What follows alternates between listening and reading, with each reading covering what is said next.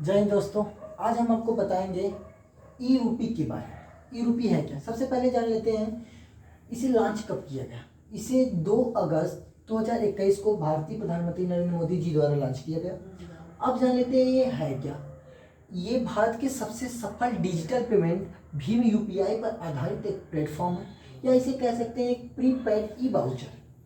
इस प्रीपेड ई वाउचर का मतलब है कि ये पहले से ही इसमें पेमेंट कर दिया गया है, एक ऐसा वाउचर है। ठीक, अब समझ लेते हैं इसका फुल फॉर्म क्या है। इसका full form electronic rupees unified payment interface. अब उसमें समझ लेते हैं कि इसे बनाया किसने। इसे बनाया एनपीसीआई ने। इसे बनाया एनपीसीआई ने। अब हम इस एनपीसीआई ने क्यों बनाया, इससे पहले ये समझ लेते हैं एनपीसीआई की स्थापना कब हुई थी। एनपीसीआई की स्थापना 2008 ईस्वी में भारतीय रिजर्व बैंक द्वारा इसकी स्थापना की गई। भारतीय रिजर्व बैंक द्वारा बनाया गया एक निगम है, national payment corporation of India, भारतीय राष्ट्रीय भुगतान निगम। इसका जो मुख्यालय है वो महाराष्ट्र में है। इस समय इसकी जो सीईओ है दिलीप असबे हैं। वो कौन है? दिलीप असबे हैं।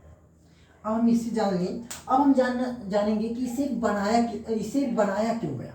ठीक, इसे अब जानेंगे इसे बनाया क्यों गया। तो हम पहले इसे जानते हैं कि भारत कोई भी सरकार अपने नागरिकों को कोई ना कोई सब्सिडी प्रदान करती है। जैसे विद्यार्थियों को पढ़ने के लिए बुक्स प्रोवाइड करने के लिए उन्हें स्कॉलरशिप दिया जाता है, किसानों की मदद के लिए उर्वरक खाद खरीदने के लिए कुछ पैसे दिए जाते हैं, या फिर अन्य कार्य पेंशन वेंशन की जैसी व्यवस्थाएं की जाती हैं सरकार द्वारा। तो इस पैसे के वितरण में क्या होता था? भ्रष्टाचार होता था। इसी भ्रष्टाचार को रोकने के लिए इस भीम ई रूपी को बनाया गया। भ्रष्टाचार कैसे होता था, सबसे पहले ये जान लेते हैं। भ्रष्टाचार होता था इस प्रकार कि यदि कोई सरकार किसी विद्यार्थी को स्कॉलरशिप पहले देती थी तो स्कॉलरशिप उसी व्यक्ति को मिलेगा ये सुनिश्चित नहीं था, क्योंकि सरकार उस स्कूल के अकाउंट में पैसा भेज देते थे। स्कूल के प्रिंसिपल या टीचर उस पैसे को किस विद्यार्थी को दे रहे हैं ये बात सुनिश्चित नहीं हो पाती थी। किसी भी विद्यार्थी को दे देते थे। कितना पैसा दे रहे हैं ये भी बात सुनिश्चित नहीं हो पाता था, और ना ही ये सुनिश्चित हो पाता था जिस विद्यार्थी को दिया जा रहा है या किस किसान को जो पैसा दिया जा रहा है वो उसका उपयोग उर्वरक या बुक्स लेने में कर रहा है। तो ये सुनिश्चित करने के लिए कि वो जिस व्यक्ति को दिया जाए उसी व्यक्ति को पैसा मिले, तो वितरण प्रणाली में सुधार करते हुए उन्होंने डीबीटी का प्रयोग किया। DBT direct benefit transfer. अब क्या सरकार करती थी कि विद्यार्थी या किसान या कोई भी जो भी सब्सिडी जो लाभार्थी था उसका अकाउंट खुलवा ली और अकाउंट में डायरेक्ट पेमेंट कर देते थे, जिससे ये तो सुनिश्चित हो गया कि जो पैसा और जितना पैसा हम दे रहे हैं वो पैसा उसी व्यक्ति को मिल रहा है जिस व्यक्ति को सुनिश्चित किया गया, या जिस विद्यार्थी को सुनिश्चित किया गया, या जिस किसान को सुनिश्चित किया गया, वो पैसा उतना पैसा उसी व्यक्ति को मिल रहा है। लेकिन इस प्लेटफॉर्म से ये नहीं सुनिश्चित हो पा रहा था, इस योजना से, कि वो विद्यार्थी या वो किसान या वो व्यक्ति उसी काम में उस पैसे का प्रयोग कर रहा है जिसके लिए उसे दिया गया। जैसे विद्यार्थी को बुक्स के लिए दिया गया है तो जरूरी नहीं विद्यार्थी स्कॉलरशिप का प्रयोग बुक्स के लिए ही करे। वो मोबाइल्स खरीदने के लिए, घड़ी खरीदने के लिए या कुछ अन्य कारणों या उसका दुरुपयोग कर सकता है या करता है।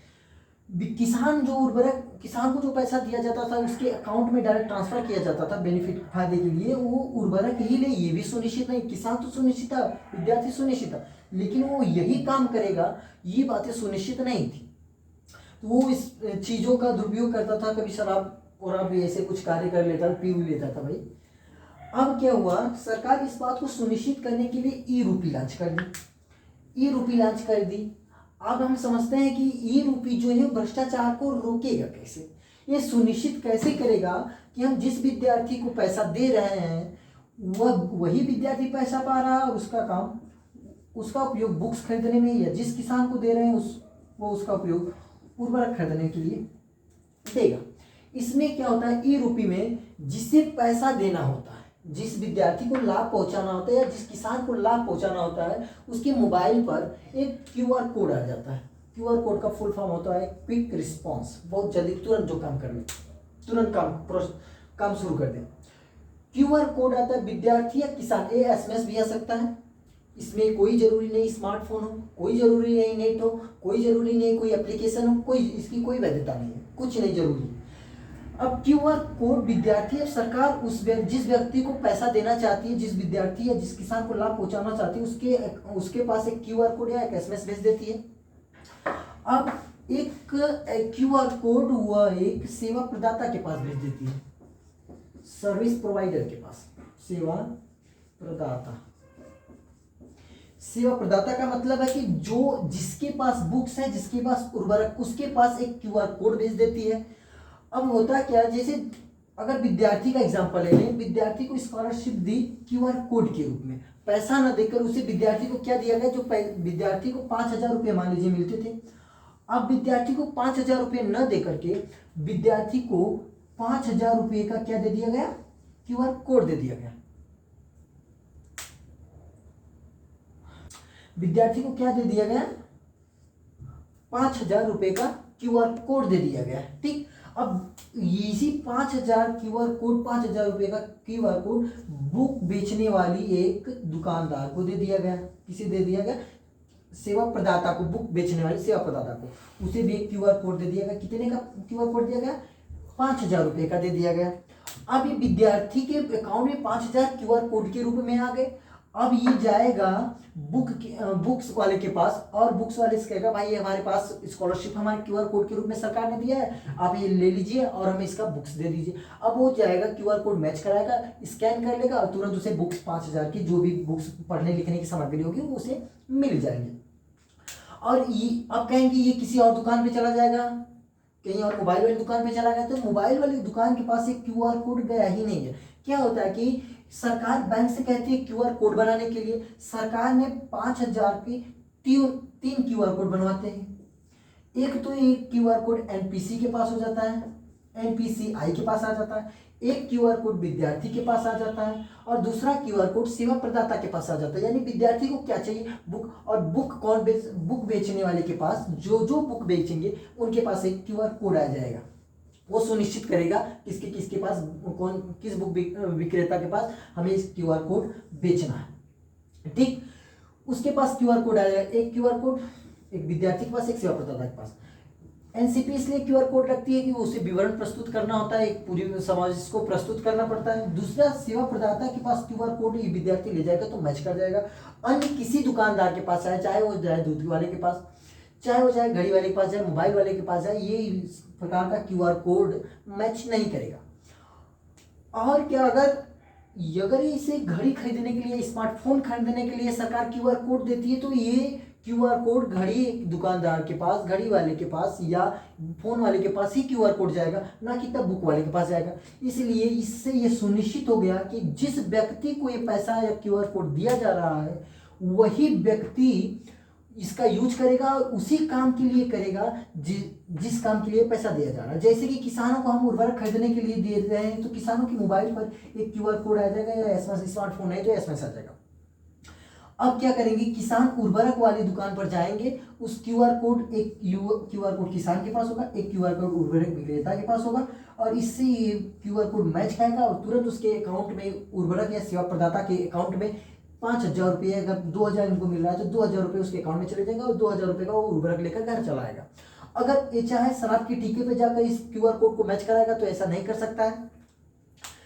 इस तरह से ये दोनों सुनिश्चित हो गया कि किस व्यक्ति को पैसा देना है, वो व्यक्ति भी सुनिश्चित हो गया, कितना पैसा, जितना पैसा देना है उतना पैसा पहुंच रहा है ये भी सुनिश्चित हो गया, और जिस काम के लिए दिया जा रहा है वही काम कर सकता है और कोई कार्य नहीं कर सकता है। इस प्रकार से इस जो वितरण प्रणाली में भ्रष्टाचार होता था, इसे वह सरकार समाप्त करने की कोशिश की है। वर्तमान में इस व्यवस्था को सिर्फ स्वास्थ्य व्यवस्था के लिए लागू किया गया है, अन्य व्यवस्थाओं में इसे आगे सरकार ला सकती है, इस प्रकार की योजना बना सकती है। जो सरकार है, जैसे काम इस तरह एक और डेमो ले लेते हैं, जैसे समझ लेते हैं। सरकार क्या करती है, बैंकों से कहती है कि आप हमारे क्यूआर कोड बनाइए। किस काम के लिए, किसानों को पैसा देने के लिए क्यूआर कोड बनाइए। कितने किसानों को लाभ पहुंचाना है, सरकार बोलती है कि हमें 10 किसानों को लाभ पहुंचाना है और प्रत्येक किसान को हमें 2-2 हज़ार रुपये देने हैं।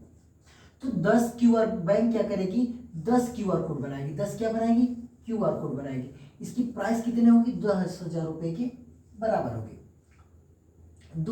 एक QR कोड की प्राइस जो होगी, एक QR कोड की जो प्राइस होगी वो 2,000 रुपये के बराबर होगी।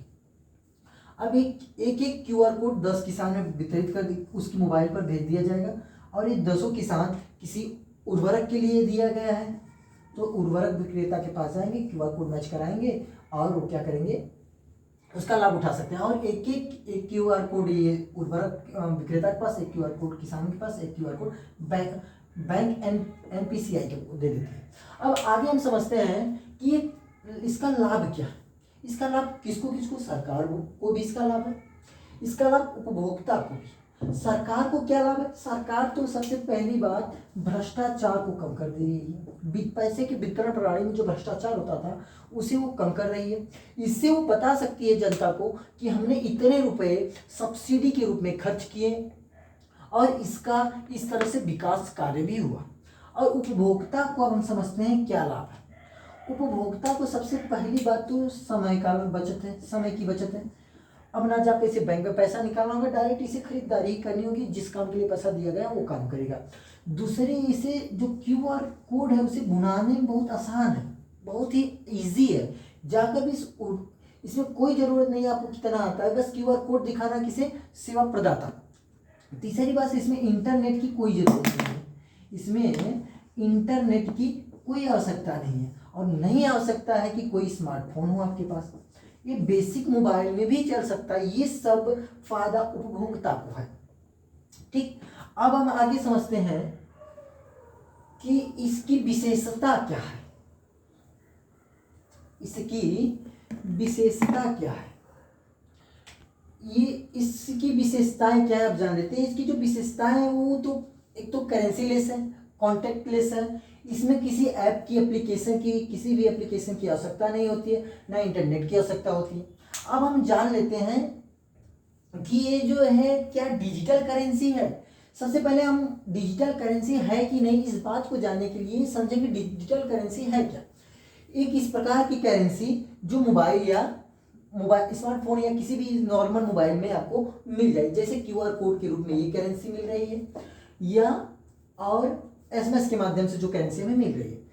और इस प्रकार की करेंसी अगर सभी कार्य के लिए लागू हो जाए, जैसे हम आपको 100 रुपये की या 1,000 रुपये का QR कोड देते हैं, 1,000 रुपये का QR कोड देते हैं। अब इस 1,000 रुपये का QR कोड किसी भी दुकान पे जाकर कोई भी सामान खरीदने में अगर इस QR कोड का उपयोग आप कर रहे हैं तो डिजिटल करेंसी है। लेकिन ये जो है ई-रूपी है, ये डिजिटल करेंसी नहीं है। क्यों? क्योंकि ये इसका प्रयोग आप निश्चित व्यक्ति ही कर सकता है। इसका जो डिजिटल करेंसी का प्रयोग कोई भी व्यक्ति कर सकता है, लेकिन ई-रूपी का प्रयोग एक निश्चित व्यक्ति करेगा, वो भी एक निश्चित काम के लिए करेगा। और इसकी एक विशेषता है कि ये एक ही बार, इसका उपयोग सिर्फ एक बार ही किया जा सकता है, दूसरी बार नहीं। और दूसरी बात कि ये जो इसका एक समय है, वैलिडिटी है, इस वैलिडिटी के अंतर्गत अगर इसका उपयोग ई-रुपीज़ का कर लिया गया तो एक काम वो आपको सुविधा उपलब्ध हो जाएगी। अन्यथा इसके साथ जो पैसा था ये पैसा सरकार के खाते में वापस चला जाएगा। उम्मीद करते हैं कि ये चीज़ें आपको बहुत ही अच्छे से समझ में आई होंगी। अब हम आपको अगले वीडियो में बताएंगे 127वां संशोधन जो हुआ है।